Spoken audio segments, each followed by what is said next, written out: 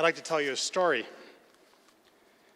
Imagine my surprise back on a very cold day in January when Dr. Feltham's office called my assistant to prearrange a time to talk with me. I thought this was quite strange given that although we have certainly met and connected socially, it was out of character for our esteemed president of this fine polytechnic to want to chat with me in such a formal fashion. My head raced with ideas, and immediately I settled on the obvious. Clearly I did something wrong 27 years ago. Maybe I didn't really graduate, and he wanted my diploma back. But I was curious, very curious. Curious indeed until we finally talked, and we came straight to the point. Naseem, he said, we would like to grant you an honorary of Bachelor of Technology degree. At this point, Glenn, I don't know if you heard a sigh of relief or one of honest surprise, but what I do know now is that the honor bestowed on me is gratefully appreciated, and I thank you and this fine polytechnic for the honorary degree and this opportunity to say a few words this evening. This is truly a once-in-a-lifetime experience. I have never done this before, so in an effort to create a learning piece for those who would be as fortunate as I am, I offer my thinking and doing process to prepare this address. So please bear with me while I tell a short, insightful story, and then I'll get back to a few key points for all the graduates. After the call with Glenn ended, I did what one might normally do, and that is figure out how much time I had to actually finish writing the speech, and the quick math said 3 months. Plenty of time. This won't take any time at all, as I have lots to say, so I scribbled a few thoughtful notes on a few Post-its, yes, very old school, and set them aside. How hard could this possibly be? 1 month passes, nothing's done, no speech. Another month passes, still no speech. 2 weeks left to go, and my very capable assistant is getting antsy. She puts time in my Outlook calendar, sends me notes, tells me to get my act in gear, sends me links to the obligatory YouTube videos of other Convocation speeches, and follows through with the necessary and persistent badgering, all of which makes me even less responsive, bordering on comatose, and no plan to move this forward. And here is my problem. How could I ever compare to comedians, to presidents, those famous people, and those who appear to be trained in writing in prose and speaking so eloquently, like those with arts degrees, for example? After all, I am not one of those. I am an engineer, I'm a technologist, and with a serious technical perspective, and there's usually not much to say that doesn't come out, well, quite square. So finally, I asked my assistant for advice. You have been to these things before. What would you like to hear? What do you think I should say? This is important, I say. Her response? Just don't be boring. April 25th, 1 week left to go. I haven't even started. Time is ticking. The weekend passes by, and I find myself doing things I hate to do just to avoid the task. Time is getting critical, but I am stuck. Writing eloquently is tough, not part of my DNA. I am a technical. 4 days to go. Time to get more advice. As nothing else is working, so I picked on my family for ideas. 3 teenagers and a right-brained wife who's largely better qualified for this job. Surely I can get something from them. So I asked my lovely wife, Anna, what should I say?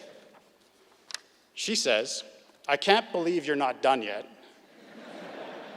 I don't know, just don't be boring.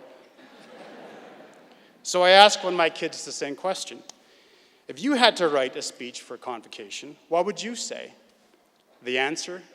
I don't know, just copy it from somebody else. Promise you they won't go here.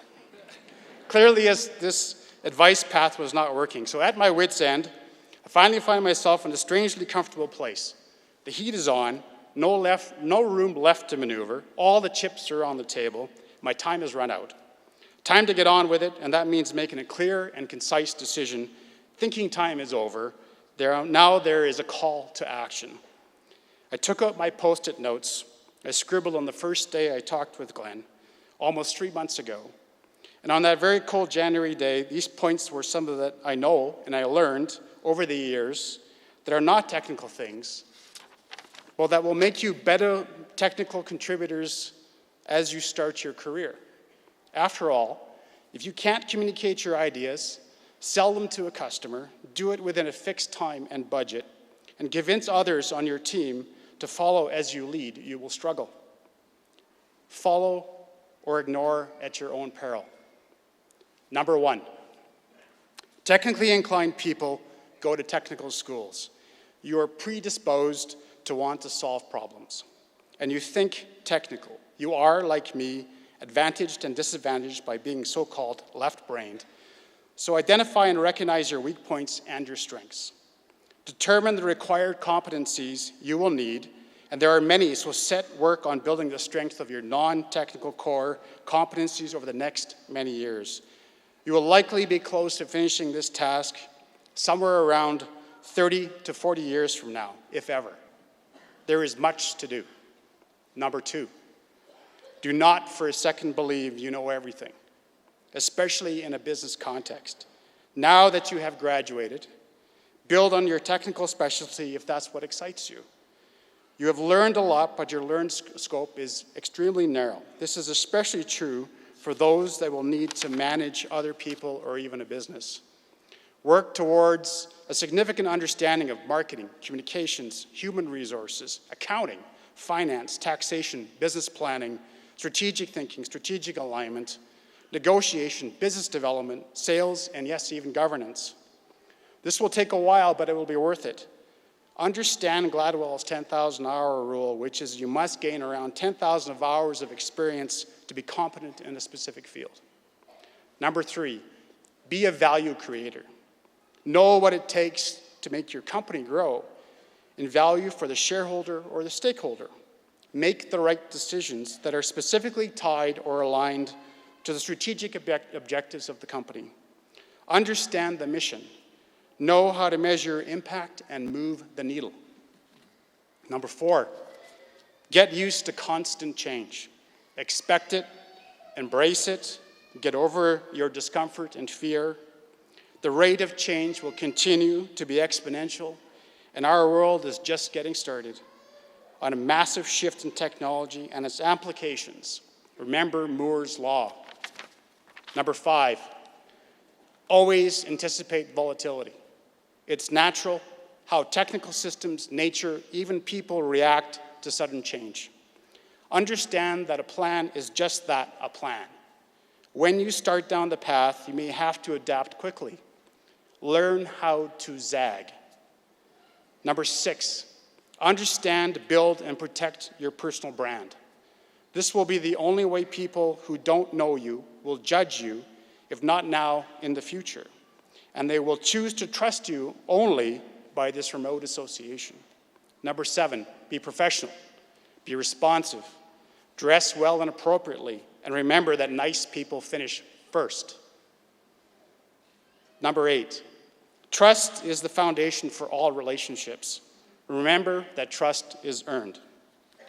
Number nine, innovation leads to substantive growth.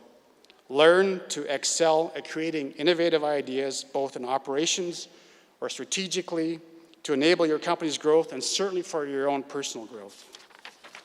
Number 10, finally number 10, surround yourself with diversity in your friends and colleagues. Experience other cultures. Travel extensively. Move to Vietnam, India, Dubai, or wherever your work life can take you, but come back. And for God's sakes, move out of your mom's basement.